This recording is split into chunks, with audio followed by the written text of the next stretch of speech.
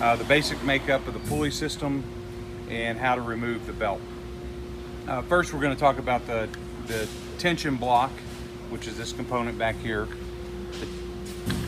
the actual tension pulley, the bearing housing pulley, and of course the belt and the motor pulley. The procedure to remove the belt, first thing you're going to want to do is loosen and remove the bolt in the back of the tension pulley, or the tensioner arm, and the Allen bolt is back here. It does have Loctite thread on it, so once you remove it, it should not be loose, but once you remove it, you'll be able to move the tension block out of the way of the actual pulley itself.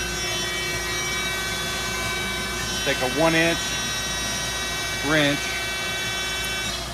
gently move the belt out of the way by pushing up, which will move the pulley out of the way. You simply remove the belt. The spring does not need to be removed or changed or loosened during the process. This should be free hanging, and after you remove the belt and test the integrity of the bearings of the pulley, you'll make sure you're not getting any noises, and just inspect your grooves all the way around your pulleys to make sure everything's nice and clean. And we'll talk about how to install a belt. Now that we've gotten our tension block loosened and pulled out of the way, it should just fall freely to the side. You take your 1-inch wrench, you're going to get the tensioner pulley, move it out of the way, make sure your belts on your grooves are aligned properly. Bring this up and over the main pulley. You can see the tensioner pulley could be moved completely out of the way for ease of installation.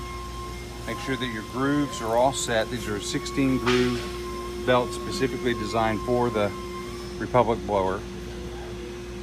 Go ahead and rotate your motor pulley. Make sure everything is aligned properly. Visually inspect the sides to make sure that the belt is evenly spread across the pulley on top and on the bearing house assembly pulley. Just make sure everything moves freely. Once you complete that task, you put your gold Loctite on your bolt for your tensioner arm. You reassemble and you tighten to the specs in the manual. Once you've assembled everything, move it freely, make sure everything works properly, and you're done.